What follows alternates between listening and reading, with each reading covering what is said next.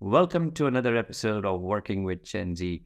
Friends, we've often spoke about the competencies that are essential for the Gen Z generation to succeed at the workplace. One of the competencies that have been featured quite regularly is the one of curiosity, and we've been reading about it a lot, where experts are saying that it's one of those competencies that's just essential today, but perhaps also in the forthcoming years. And it's driven by many things because of the changes that's happening in the business environment, the technology advancements that are happening. And there's sufficient research that says that if you do have curiosity, not only it helps you to propel your individual growth, but also creates a culture for organization.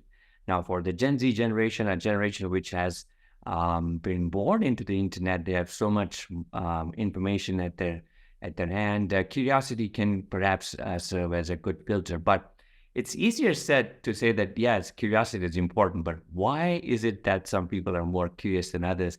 And to help us decode everything related to curiosity is our next guest and the expert on curiosity, Dr. Diane Hamilton. Diane, welcome to the show. Well, thank you. I'm so excited to be here. I love that this is the topic because it's such an important one, and we're going to have a lot of fun talking about it.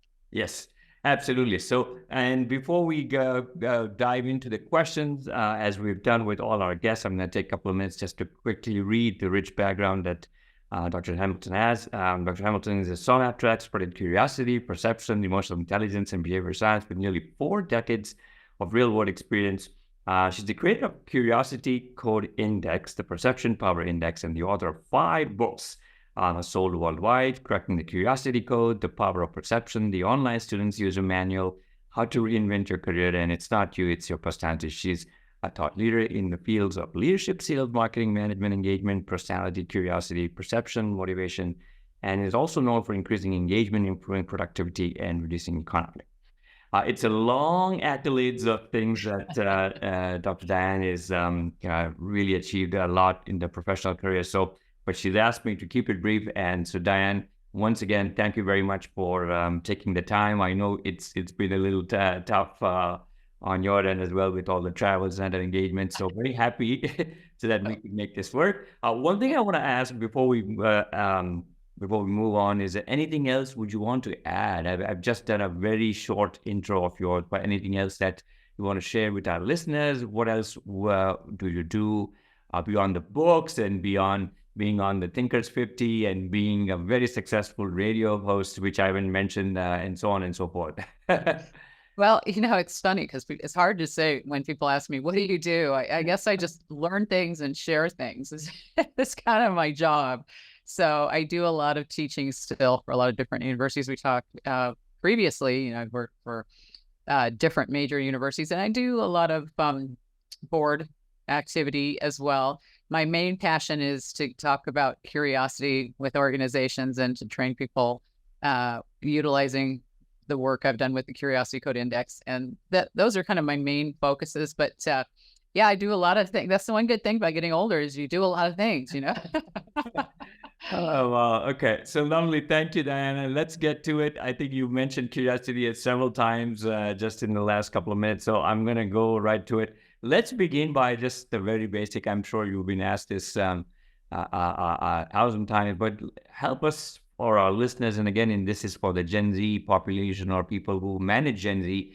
Why is curiosity becoming so essential at the workplace, right? And gaining so much attention? What's the reason?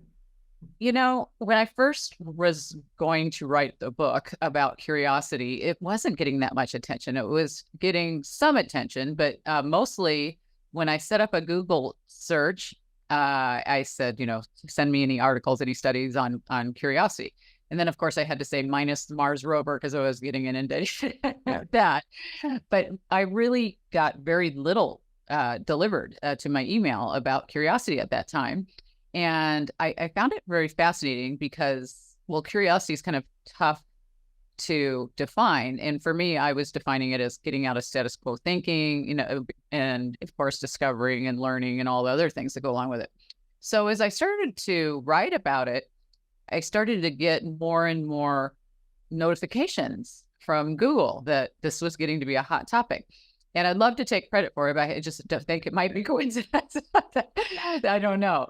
But when I wrote the book, it was not that big of a topic. And now it seems like everybody is talking about curiosity. And I think it's because one thing I discovered in my research is that curiosity is the spark to just about everything that you're trying to fix in the workplace, whether it's innovation, engagement, any of the things that's sucking billions of dollars out of organizations. We know it all comes back to curiosity. I liken it to a match. You know, if you don't spark this light of curiosity, then you're going to lose on engagement, innovation, and motivation, and everything basically that you're trying to improve in the workplace. So I think that it's just the realization of, well, we've kind of started in the middle of this process. If you look at it like baking a cake, you've got ingredients of eggs and flour and milk or whatever you're going to put into your cake, and your outcome you want is cake. Well, if you mix it all together and you put it in the oven and you don't turn on the oven, you don't really get cake. You get something completely different, right? Yeah. And same thing in the workplace. If we know the ingredients are in innovation, engagement, all these things we're trying to fix, but if we don't light the match and, you know, start the oven with lighting the match of curiosity, we don't get this productivity and all this. So I think it's the realization of why it's so important now is that people are starting to recognize that curiosity comes before motivation, curiosity comes before innovation, curiosity, you know, all these things. So that's why I work with a lot of organizations to help them build a culture of curiosity. Excellent. Now, there's also literature, Diane, on types of curiosity. So without kind of going into maybe super detail, maybe like could you say like, are there like what are the different types of curiosity? In other words, like just so that people know, like, okay, we understand curiosity. Most laymen kind of think about curiosity at one level, but is there a way for someone to think about curiosity within, like, are there branches within curiosity to kind of help, go a little deeper? Yeah. Well, you know, if there's lots of terms of state and trait and intrinsic and all these different terms, but I think if you look at really, there's that fleeting kind of curiosity, like, that was interesting. And then you move on. And then there's that deep, thoughtful, I want to explore this in more depth. There's also curiosity that's not super helpful, like how to get to the bottom of Candy Crush. And there's curiosity that's super helpful, like let's build a new innovative process through maybe utilizing software or, you know, open source like Kickbox or something out there that could make the organization explode. So I think, you know, what's interesting, it ties into a lot of what you read about curiosity and creativity are similar. If you think about, I think George Land's TED Talk, he talks about if the problem is that we come up with these great ideas, but then we over criticize them so fast. So it's like you're stepping on the gas and you're stepping on the brake at the same time, and you're not going anywhere because you're doing them both at the same time. So the different kinds of curiosity aren't as important as knowing, you know, recognizing what is our curiosity, how can we let it bloom without stepping on this brake, and recognize that this is something that's tied into the value that organizations are trying to improve and to the bottom line. And I think a lot of leaders, know this. I mean, it's intuitive, but the problem is that there's not a ton of data out there. And for younger generations, what's interesting for Gen Z and, you know, even a little older, and they're sometimes stereotyped into, oh, well, they're super curious. They know all the technology and they're just geniuses and you don't have to work with them. But, you know, sometimes that's not the case at all. Every generation has people who love it and who don't necessarily love technology, for example. They might find it helpful or they may rely on it too much. And in my research, one of the problems I found with what inhibits curiosity, other than fear and, you know, people around us, our environment, and the voice in our heads that tell us stuff, is technology. And sometimes it's under or overutilization of it. And sometimes younger generations have always relied on this stuff because they That's all they've ever known. So it's fascinating to see the different impact of the generations. Because I spoke for Forbes in, I'm thinking 10 years ago, maybe. And I was assigned the topic, and the topic was the future of the workplace for the generations, of different generational impact of how it's going to be in the future. Mm-hmm. And I go back sometimes and I watch what I said at that time.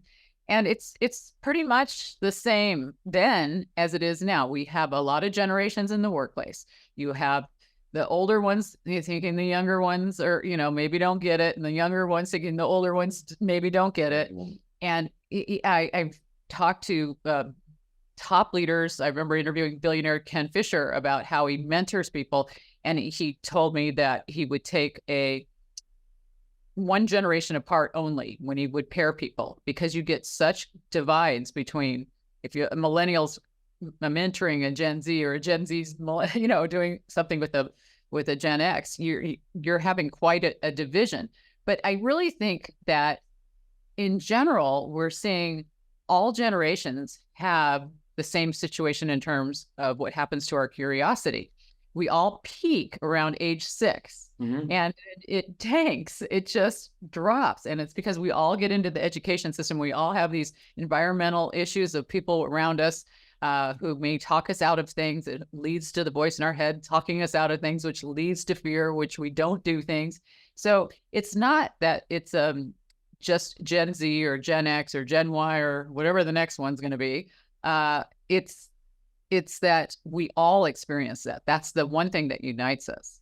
Yeah, no, absolutely. And so I'd like to just, I think you mentioned this, and obviously I've read this, but again, for the benefit of our viewers, let's just take the time to help understand, the FEAR acronym, or maybe if we could just, okay. I think that's going to be the next question, to say that what comes in the way. And you mentioned fear as it not just fear, but there's this, the FEAR also stands for something. So maybe you can explain to us, what are those roadblocks that come? Because most of us, as you say rightly, like when we're kids or children and young children, like we're very curious about everything. And then by the time we get to, I don't know, in our 20s, in that workplace, we just kind of do our thing and go home, right? Right.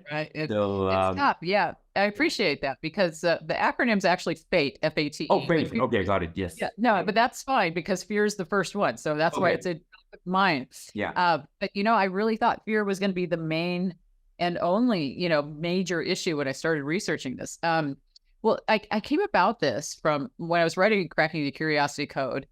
I started to realize I needed a way to find out what inhibits us in order to fix it, right? I didn't just want to write about curiosity. I wanted to write about, well, this is why curiosity is important. How do we fix it? What if we've lost it? And so I researched this for thousands of people over years and years, and came back with this acronym of FATE. And FATE stands for fear, assumptions, which is the voice in your head, mm-hmm. technology, the over and underutilization of it, and environment, which is everybody with whom you've ever had any contact. Okay. So if you look at, do you want me to go to each one? Yeah, it just quickly touch points. Okay. So fear is kind of self-explanatory. Nobody wants to look stupid in meetings. Nobody wants to seem unprepared. You don't want to ask the question because they'll think there's something wrong, or you just didn't keep up. And so we all have these things that keep us from giving insight. We may even fear that we're making our boss look bad by asking a question, right? So I get that question a lot when I give talks. Well, what if my boss thinks that I'm confronting him, or, things like that, by asking questions? And one of the answers to that is how you phrase it, right? If you make it sound like, why are we doing this? Or, why did you come up with this, in a way that's confrontational, you're going to get a different response.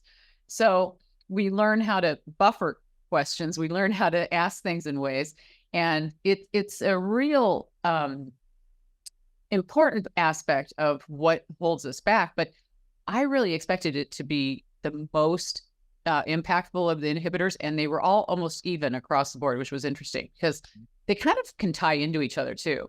The second aspect of the inhibitor was assumptions. And assumptions, that voice in our head, that voice that tells us, I'm not going to like doing this. This is boring. I'm not smart enough for this. Or, you have these thoughts. It's this nagging voice that keeps you from wanting to explore something different. And some of that will lead to fear. And so as we have these things, we have to recognize them. The third category of things that impact curiosity is technology.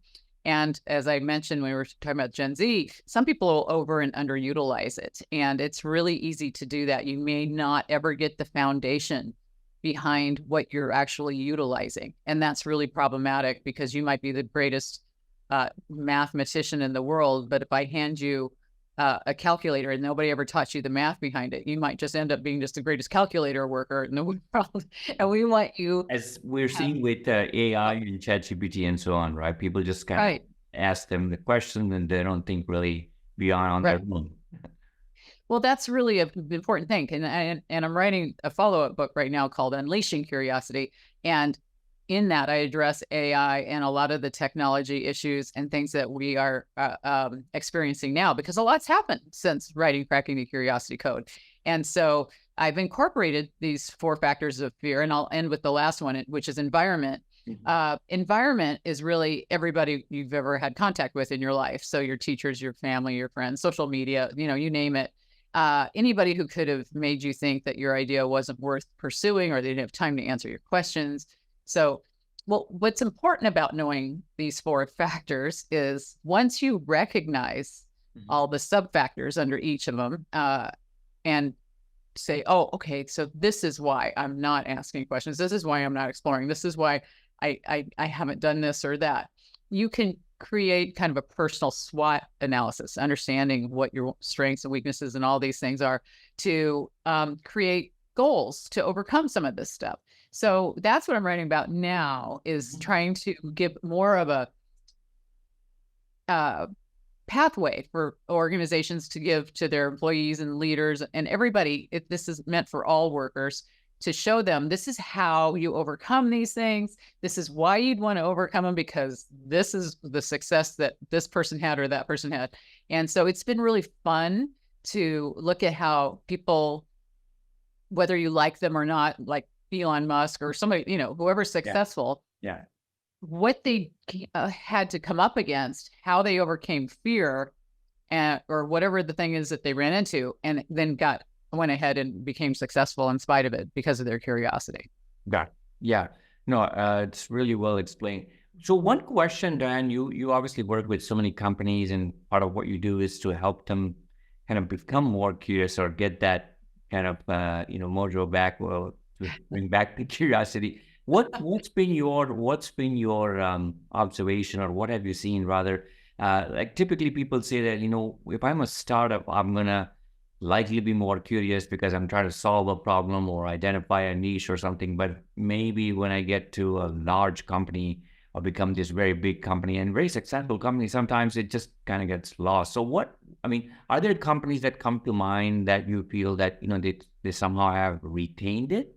And then what does it take for them to, keep that? Because in any large organization, it's just that much more difficult, I would imagine, right? Because you're global. Yeah. And, how do you, you have a control over a team, but, if let's say, for example, you're Walmart, like you got more than 250,000 people. It's just impossible, right? So just curious to know, are there companies that come to your mind, and what have you seen, why it works, if there are any success stories? Well, it's really interesting because I wrote about a lot of success stories in this latest book. And when it comes out sometime this year in 2024, you'll get to read a lot of those. But something that comes to mind as you're talking about this is something created by a guy named, last name was Randall at Adobe, called Kickbox. I don't know if you're familiar with Kickbox. No, I've heard it, but please explain. Yeah. Well, you might think of Adobe as being a big organization, right? They would have issues with size in terms of trying to change their culture. So they assigned him to create a way to become more innovative. And he developed this, and it ended up being open source code that you can get out there for free. You can go to kickbox.org and download this Kickbook. But what he did was he invited everybody within the organization, not just innovative engineers or salespeople or whatever, not one particular group, but anybody who wanted to attend. And he gave them these kickbox kits, which Mhm. they were physical kits at that point, a box, and they had Mhm. a gift card to spend $1,000, and it had idea generators and all these different things. And what it was intended to do was to tell people to give me a problem and come up with this great idea. Nobody's going to tell you, no, we won't do it. Just bring it to the next, to the next, to the next level, go through these iterations. And it was so successful. They came up with that, for every, I think it was 1 in 1,000 ideas were super, super successful. And you may say that's not a great number, but if they were coming up with thousands and thousands and thousands of ideas in a large corporate environment like this. So there are ideas like that have been super successful, and a lot of companies have taken their idea, that's kickbox, and made it their own. Companies like MasterCard and other huge, huge companies have utilized that kind of idea. I've worked with like Verizon, another big company here in the United States, is had me come in as they created a culture of curiosity. You might think that they're a very big company that might have a problem with that, but they did a lot to showcase that they embrace curiosity in everything that they did. Like, they brought me in to talk about the value of curiosity, and we created these videos. And not only did I talk for a few minutes, nothing long, but then they had employees who really exemplified success based on their curiosity, talk about how they utilize curiosity to be a success. And then they would play these videos throughout their onboarding process, throughout all the stores, everywhere, to showcase that this is what our values are. So in this way, their size helped them magnify their message. So yes, you're very curious in a startup, and yes, you have less hierarchies and less some of this stuff, but I've seen it successfully launched in major organizations. I mean, I worked with everybody from LinkedIn to, Novartis, and big companies that have done a really great job with this. Yeah, no, absolutely. I think those are really two good examples. I think the kickbox story, I had read about it in the open source.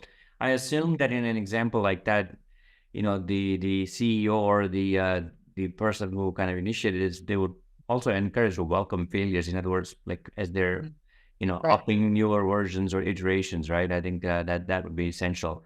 And I really liked the MasterCard example as well. Well, it's a good way to, or Verizon, where they just or share it. And especially that brings me to the question of the Gen Z population, because that's what we're going to focus on. And so, if you're a manager, Diane, what can you do to help foster curiosity? Because here's a generation which feels like they know it all, and they or they have so much yeah. And I also want to talk, maybe ask you, because the instrument that you created is, do companies, I mean, can managers use that as a tool? And when would you recommend that be kind of utilized? Well, it's really important that you can get buy-in from the top, of course, to change the overall culture of the organization. But that doesn't mean you can't start a movement from the bottom down to get them interested in this.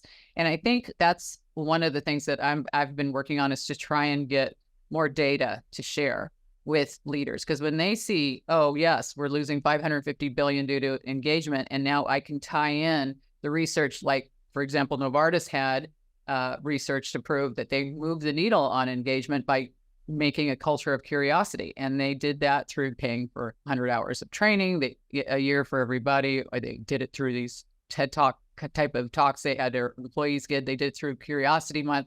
All these things that I was associated with them, I saw the value of. So a lot of it stems from, if you can make your position known to the next level, sometimes you can make a lot of movement going up. Now, it's not always the case, because there's some cultures that just say, don't come to me with problems unless you have solutions. They use all the old, you know what I mean? Yeah. And there's a point where the leader's going to eventually get ousted, you're out of the company, I should say. And you're going to eventually find that culture, it becomes toxic if they don't embrace curiosity. So I'm seeing a lot more leaders going this direction because it's making them relevant now. It's making them innovative now. And as this is, if you could tie into innovation, that's what leaders, they need to hear that. I mean, I worked for 20 years in AstraZeneca, a pharmaceutical and ag chem company. Sure. And if your R&D wasn't there, if you weren't innovative, the company's gone, right? So it depends on the industry, how important innovation is, which it's usually is. And, I think that it's very frustrating when you're mid-level or lower sometimes if you don't see these initiatives coming from the top. But a lot of the times, the top is open to these insights, just nobody delivers them. Yeah. And that's why these curiosity launches that I go to add a lot of insight to all groups. And so you mentioned the Curiosity Code Index. And so what I do when I go to organizations, usually the people who hire me, it's come from the top. They want this, right? But one of the things that we do for the top and middle level and whatever down to the, all levels of management is we train everybody in the organization to improve their own personal knowledge of what's holding them back, and then set them up with goals and all that to move forward, right? To understand their inhibitors and build a plan to overcome them. But what we also do in the training is find out the problems the company's facing that they want to fix. Like, are they having problem with engagement or critical thinking or leadership, or are they having problems with collaboration or anything that, of course, is that if you strike the match of curiosity fixes, right? So when I train them, not only do I train them, the employees, of how to improve, but then we come up with the solutions to the problems that leadership has said. And we tie it into curiosity. How can building curiosity fix this problem? And so then you're whiteboarding and you're, doing all this brainstorming with all these people who are super excited to fix their curiosity now. They're giving all this insight. The trainer, sometimes with me, sometimes with somebody I've trained or or certified to become a trainer, now has all this insight from their employees' mouths, basically, to give to leadership. So here's your solution. Yeah. And they love that. So that's a top way to get from the bottom to the top. Yeah. And HR people love it. The consultants who become certified, they're happy too. Everybody loves it because everybody's doing their job. It's kind of like Disney. Disney had gone to their employees and said, what, we're getting all this turnover within this laundry division, and why are you? What can we do to make your job better? And it's expecting that they're just going to get crazy stuff back, nothing they can fix. But what they got back were really helpful things, like put an airband over my desk so I'm not so hot, make my table go up and down so my back doesn't hurt. And when they fix it, they saved $100,000 just from asking a question, So that's the thought process behind how I train. You get what they say, take it to the top. So it does work from Gen Z on up. Okay. And what have you found, Diane? Do you find that when you administer this from your experience, like let's say if someone is at a certain level, I don't want to put a number, but let's say they're at like a, I don't know, like a 4 out of a 10. And then when you go through this exercise, you can bring out everything that's holding them back and, obviously facilitate that conversation.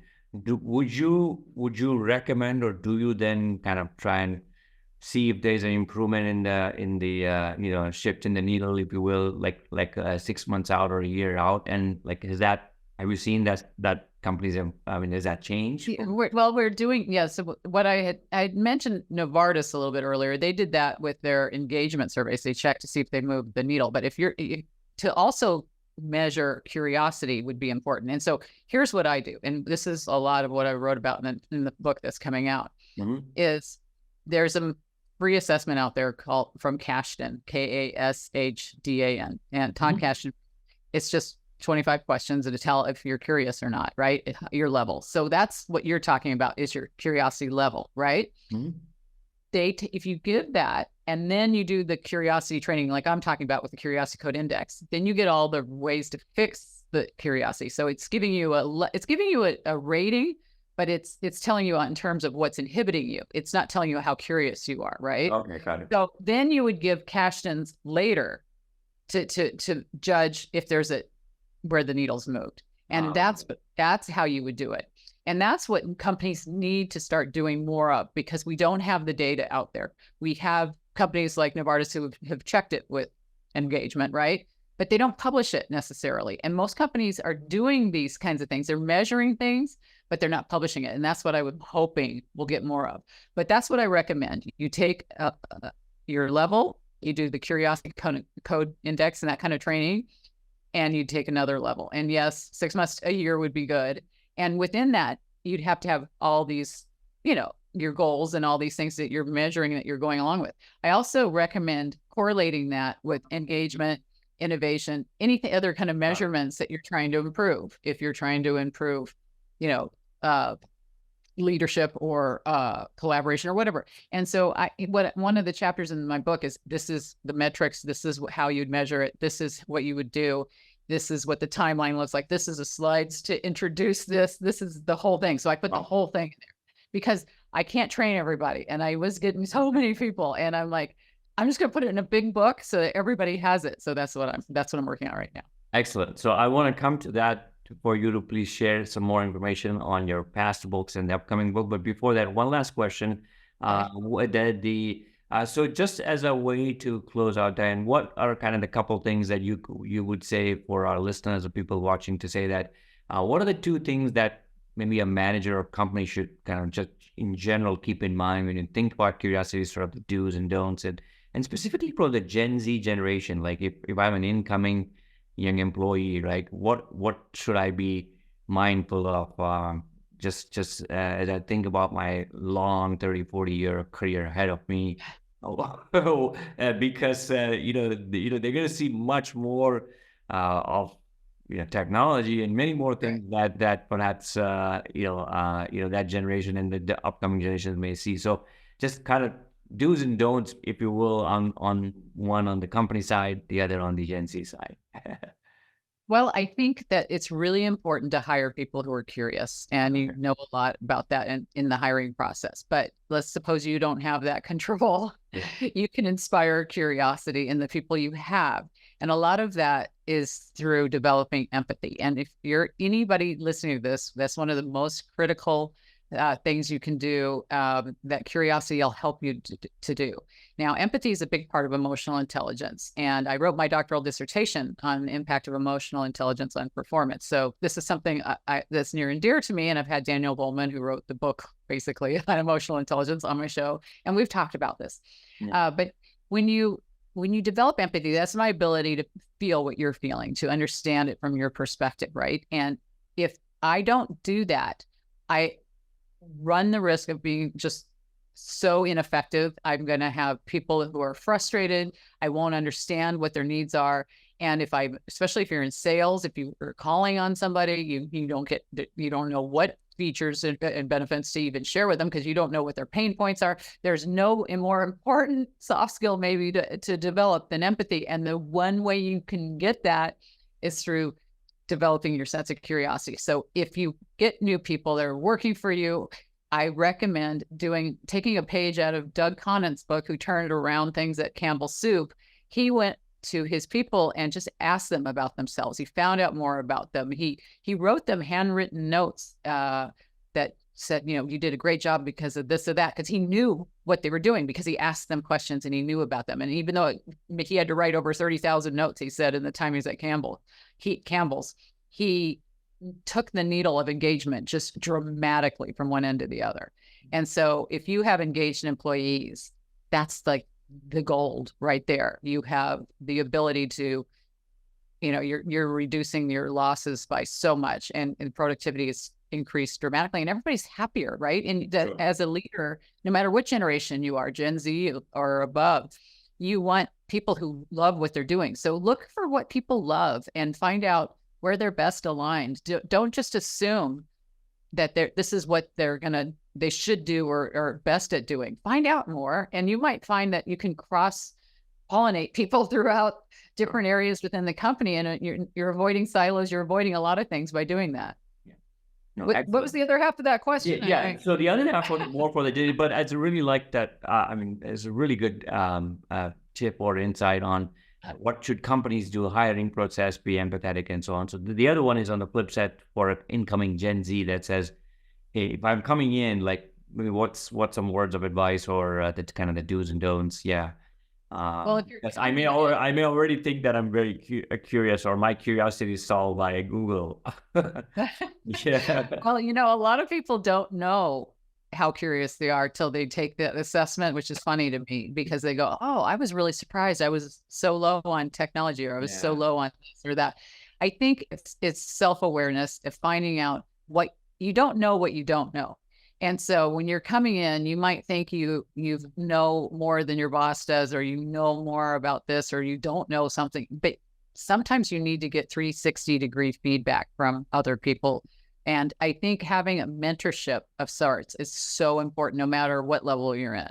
And if you don't be the smartest person you know. That's the worst mistake you can make. Surround yourself with people. That's why I'm here on your show, because you're so smart. See? And so I want to You're too surround kind. myself with people who know more than I do, or know different things than I do, and find mentors who will help you. I serve as a global mentor on the Global Mentor Network, and I work for a lot of different companies that I just joined in with this Oprah's Owls group that's associated with Herondor's Association. So, I get into these groups where I can help mentor people, because I think that I can offer some insight, right? But I have to have a mentor too. Yeah. I need to have people who know what I don't know. So you might think you know a lot, or you might not know a lot, but if you can help others with the stuff you do know and be a mentor to them, and also seek mentorship from those who know more than you do in another area. Yeah, lovely. What a great advice. I think it just calls for a lot of humility, and as you say, self-awareness is so critical and so essential at all levels. I mean, we see senior people often working 20, 25 years and kind of lacking in self-awareness. So that's an excellent Right. advice for for the incoming Gen Z generation. One final question, Diana: where can people find out more about your books, more about your talk show, more about everything else that you do? So if there are sites that you want to share, or where can they find the books, can you please, yeah, just share as much as you can, so that people can kind of know. Well, if you could remember my name, you could find most of it. It's Lovely, I like that. drdianehamilton.com. That's my website, drdianehamilton.com. If you want to go directly to the curiosity information, it's curiositycode.com, but you can get there through drdianehamilton.com. And you can find me on all the social media sites at Dr. Diane Hamilton. So I try to make it as easy as possible. It'll all come back to that same area. And I'd love to hear from you. Feel free to drop me a note on LinkedIn if you'd like. Say you heard me on the show. I'd love to talk. Yes, fantastic. So there you have it, friends. I could have kind of gone on. This is such a great conversation. Just we promise, I think we overshot the time, but I hope that you're okay. We've learned so much in the last 40 odd minutes, just about curiosity, what holds us back, what are the companies doing to become more curious, what can the managers do, and what can the Gen Z generation do. So some excellent tips. Diane, I really appreciate taking the time. This is one great conversation. Thank you once again. And I do hope if your Thank you. travels ever bring you all the way to Asia and in India, I'd love to and meet you in person. You're on the Or list. I travel to make it to the US. Thank you so much for having me on the show. This is such a great show, and I hope everybody found something useful. Thank you.